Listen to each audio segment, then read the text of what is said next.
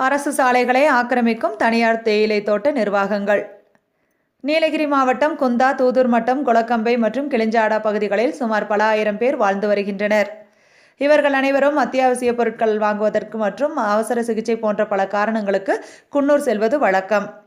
குன்னூரிலிருந்து தூதூர் மட்டம் செல்லும் சாலைகளின் ஓரங்களில் கிரைக்மோர் எஸ்டேட் என்ற தனியார் தேயிலை நிறுவனம் தனது சொத்துக்களை பாதுகாப்பதற்காக தேயிலை செடிகளை 10 அடி உயரம் மரம் போல் வளர்த்து வருகின்றனர். இதனால் சாலையில் செல்வோருக்கு பெரும் அச்சுறுத்தலாக உள்ளது. ஏனெனில் நீலகிரி மாவட்டத்தில் பெருமளவில் காட்டு மாடு, கரடி, சிறுத்தை என அச்சுறுத்தும் வனவிலங்குகள் வாழ்வது அனைவரும் தெரிந்த ஒன்றே. சமீபத்தில் காட்டு மாடு ஒன்று முதியவர் ஒருவரை வயிற்றுப்பகுதியில் குத்தியதில் அவர் பலியானார். இதனால் சாலையில் வனவிலங்குகள் அடிக்கடி கடப்பதால், செடிகள் புதர்போல் இருப்பதால் வனவிலங்குகள் வருவது வாகன ஓட்டிகளுக்கும் பாதசாரிகளுக்கும் தெரிவதில்லை. இதனால் அவர்கள் பெரும் அச்சத்தில் உள்ளனர். இதனை சம்பந்தப்பட்ட அதிகாரிகள் முன்வந்து சீர் செய்ய வேண்டும் என்பது பொதுமக்கள் மற்றும் சமூக ஆர்வலர்களின் கோரிக்கையாக உள்ளது. குந்தா செய்தியாளர் வி. ஸ்ரீதரன். ஒசூர் பகுதிகளில் பெய்து வரும் தொடர் கனமழை. மலை கிராமத்தில் உருவான திடீர் அருவிகள். பொதுமக்கள், சுற்றுலா பயணிகள் ஆனந்த குளியல் போட்டு உற்சாகம்.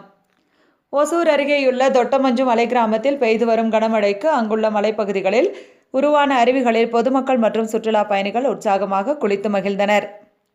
ஒசூர் அருகே அஞ்சட்டி தாலுகாவிற்குட்பட்டது தொட்டமஞ்சு மலை கிராமம்.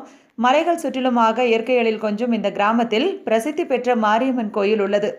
இந்த கோயிலுக்கு தினந்தோறும் ஒசூர், தேன்கனிக்கோட்டை, அஞ்சட்டி மற்றும் கர்நாடக மாநிலத்தின் ஆனேக்கல், பெங்களூரு உள்ளிட்ட பகுதிகளிலிருந்து பொதுமக்கள் வந்து அம்மனை வழிபட்டு செல்கின்றனர். இந்த நிலையில் தொட்டமஞ்சு மலை கிராமத்தில் கடந்த சில நாட்களாக பெய்து வரும் தொடர் கனமழை காரணமாக கோயில் அருகே புதிய அருவிகள் உருவாகியுள்ளது. மலைப்பகுதியிலிருந்து கனமழையால் உருவாகி ஆர்ப்பரித்து கொட்டும் இந்த அருவி நீர் ரம்யமாக காணப்படுகிறது. இந்த அருவிகளில் கோயிலுக்கு சென்ற பொதுமக்கள் மற்றும் சுற்றுலா பயணிகள் ஆகியோர் உற்சாக குளியல் போட்டு மகிழ்ந்தனர். ஒசூர், தேன்கனிக்கோட்டை, பெங்களூரு போன்ற பகுதிகளிலிருந்தும் பொதுமக்கள் மற்றும் சுற்றுலா பயணிகள் இந்த திடீர் அருவிக்கு சென்று ஆனந்தமாக குளித்து மகிழ்கின்றனர். தொடர்ந்து கனமழை பெய்யும் காலங்களில் இந்த அருவிகள் உருவாகிறது. இதனால் ஏராளமான பொதுமக்கள் அங்கு சென்று குளித்துவிட்டு மாரியம்மன் கோவிலுக்கு சென்று அம்மனை வழிபட்டு செல்கின்றனர். தர்மபுரி குமாரசாமிப்பேட்டை சிவசுப்பிரமணிய திருக்கோவிலில் அன்புமணி ராமதாஸ் 52வது பிறந்த நாளை முன்னிட்டு சிறப்பு பூஜை, அன்னதானம். தர்மபுரி குமாரசாமிப்பேட்டை சிவசுப்பிரமணியன் திருக்கோவிலில் அன்புமணி ராமதாஸ் 52வது பிறந்த நாள் முன்னிட்டு மாவட்ட இணை செயலாளர் டி.ஜி. மணி அவர்கள் தலைமையில் கோவிலில் சிறப்பு பூஜை மற்றும் அன்னதானம், முதியோர்களுக்கு நலத்திட்ட உதவிகள் மாநில துணை பொதுச் செயலாளர் எஸ்.பி. வெங்கடேசன் முன்னிலையில் வழங்கப்பட்டது. பாமக மாவட்ட செயலாளர் பெரியசாமி, முன்னாள் சட்டமன்ற உறுப்பினர் வேலுசாமி, முன்னாள் ஒன்றிய குழு தலைவர் ராமலிங்கம், வன்னியர் சங்க மாவட்ட செயலாளர் பாலு, தருமபுரி மாவட்டம் தொகுதி அமைப்பு செயலாளர் சுப்பிரமணி, சிறப்பு மாவட்ட செயலாளர் சின்னசாமி, வன்னியர் சங்க மாவட்ட செயலாளர் பாலகிருஷ்ணன், வன்னியர் சங்க செயலாளர் கௌரப்பன், வார்டு செயலாளர், நகர கிளை செயலாளர் கணேசன், முன்னாள் நகர செயலாளர் செந்தில், தகடூர் தமிழன், மேற்கு நகர செயலாளர் வெங்கடேஷ், பசுமை தாயகம் செந்தில் உள்ளிட்டோர் கலந்து கொண்டு தருமபுரி முதியோர் சங்கத்திற்கு நலத்திட்ட உதவிகள் வழங்கப்பட்டது. பொதுமக்களுக்கும் அனைவருக்கும் அன்னதானம் வழங்கப்பட்டது. தமிழ்நாட்டில் திராவிட கட்சிகள் மக்கள் நலனில் அக்கறை கொள்ளாமல் அனைத்து திட்டங்களிலும் விஞ்ஞான ரீதியில் கொள்ளையடிக்கிறார்கள் என்று தமிழ்நாடு ஐக்கிய ஜனதா தள கட்சியின் மாநில தலைவர் ஜனதா சேகர்ஜி குற்றம் சாட்டியுள்ளார். முதலமைச்சர் நிதிஷ்குமாரின் ஐக்கிய ஜனதா தள கட்சியின் தமிழ்நாடு பிரிவு சார்பில் மாநில சிறப்பு பொதுக்குழு கூட்டம் இன்று கள்ளக்குறிச்சியில் நடைபெற்றது.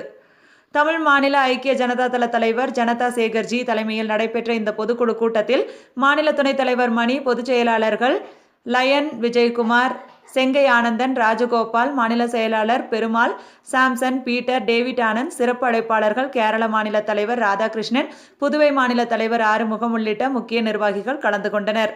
இவர்களுடன் தமிழ்நாடு ஐக்கிய ஜனதா தள கட்சியின் மாநில, மாவட்ட, வட்ட, ஒன்றிய, நகர நிர்வாகிகள் ஏராளமானோர் கலந்து கொண்டனர். கூட்டத்தின் வாயிலாக கொண்டுவரப்பட்ட தீர்மானங்களில் ராஜ்யசபா துணைத் தலைவர் செரிஷ் வன்ராஜை 2வது முறையாக நியமனம் செய்த பிரதமர் மோடிக்கு நன்றி. 6வது முறையாக நிதிஷ்குமார் ஆட்சியில் அமர பீகார் மக்கள் வாக்களித்து மாநிலத்தை வலுப்படுத்த வேண்டும் என தமிழ்நாடு ஐக்கிய ஜனதா தளம் கேட்டுக்கொள்கிறது. தமிழக தேர்தலில் காங்கிரசுக்கு எதிராகவும், அதே வேளையில் தங்கள் கூட்டணியில் உரிய பிரதிநிதித்துவம், தொகுதி பங்கீடு இல்லாத போது தேசிய தலைமையின் அனுமதி பெற்று தனித்து போட்டியிடுவது, கட்சிக்கு எதிராக செயல்படுபவர்கள் மீது ஒழுங்கு நடவடிக்கை குழு எடுத்த அனைத்து நடவடிக்கைகளுக்கும் பொதுக்குழு ஆதரவளிக்கிறது உள்ளிட்ட தீர்மானங்கள் நிறைவேற்றப்பட்டது. இதனைத் தொடர்ந்து மாநில தலைவர் ஜனதா சேகர்ஜி செய்தியாளர்களை சந்தித்து அளித்துள்ள பேட்டியில், தமிழகத்தில் மோடி அரசு விவசாயிகளுக்கு மானிய திட்டங்கள், வீடு இல்லாத ஏழைகள் வீடு கட்டும் திட்டம் போன்ற திட்டங்களை செயல்படுத்தினாலும் கூட காமராஜருக்கு பிறகு வந்த திராவிட கட்சிகள் எந்தெந்த வகையில் ஊழல்களை செய்ய வேண்டும் என்று ஒரு விஞ்ஞான ரீதியை கண்டுபிடித்து திட்ட பலன்கள் எல்லாம் ஏழை எளிய மக்களுக்கு சென்று சேராமல் அதனை நடுவினிலே கொள்ளையடிக்கின்ற அவலநிலை தொடர்கிறது. அதோடு மட்டுமல்லாமல் எல்லா விதமான திட்டங்களிலும் கமிஷன் பெற்றுக்கொண்டு இந்த தமிழகத்திலேயே மக்களுடைய நலன்களை கருத்தில் கொள்ளாமல் செயல்பட்டு கொண்டிருக்கிறார்கள். பீகாரில் உள்ள நிதிஷ்குமார் போன்ற ஒரு நல்ல மனிதர் 6வது முறையாக முதல்வராக தேர்ந்தெடுக்கப்படுகிறார் என்று சொன்னால் அங்கு பள்ளி மாணவர்கள் முதல் ஏழை தொழிலாளர்கள், பெண்கள் உள்ளிட்ட அனைத்து தரப்பு மக்களுக்கும் நன்மை செய்கிறார் என்பதுதான் உண்மை. காய்ந்து போயிருந்த பீகார் மாநிலம் நிதிஷ்குமாரால் அங்கு பசுமை கொளிக்கிறது. அங்கு அனைத்து தரப்பு மக்களும் மேம்பாடு அடைய பல திட்டங்களை நிறைவேற்றி தந்திருக்கிறார் நிதிஷ்குமார் என்று கூறினார். படிப்பதிலிருந்து ஏழைட்ட தொழிலாளர்களுக்கு இருந்து அது எந்த அளவுக்கு ட்ரையா இருந்ததோ அந்த மாநிலம் இப்போது பசுமை கொள்கின்ற மாநிலமாக திகழ்ந்து கொண்டிருக்கிறது. அதோடு மட்டும் பள்ளி குழந்தைகள், தாய்மார்கள், தொழிலாளர்கள் அனைத்து தரப்பு மக்களும் மேன்மை அடைவதற்காக அங்கு நல்ல திட்டங்களை உருவாக்கி தந்திருக்கின்றனர். கோவை வடக்கு மாவட்டம் மேட்டுப்பாளையம் சட்டமன்ற தொகுதி காரமடையில் திராவிட முன்னேற்றக் கழக தலைவர் மு.க. ஸ்டாலின் அவர்களின் கட்டளைக்கிணங்க நீலகிரி பாராளுமன்ற உறுப்பினர் ஆர். ராசா அவர்கள் மற்றும் வடக்கு மாவட்ட செயலாளர் சி.ஆர். ராமச்சந்திரன் அவர்களின் வழிகாட்டுதலின்படி காரமடை பேரூர் கழகத்திற்குட்பட்ட 18 வார்டுகளில் காரமடை நகர கழக செயலாளர் ஆற்றல்மிகு ரா. வெங்கடேஷ் அவர்களின் தலைமையில் மிக சிறப்பான முறையில் இணைய வழி உறுப்பினர் சேர்க்கை முகாமானது தொடர்ந்து நகர கழக பகுதிகளில் நடைபெற்று வருகிறது.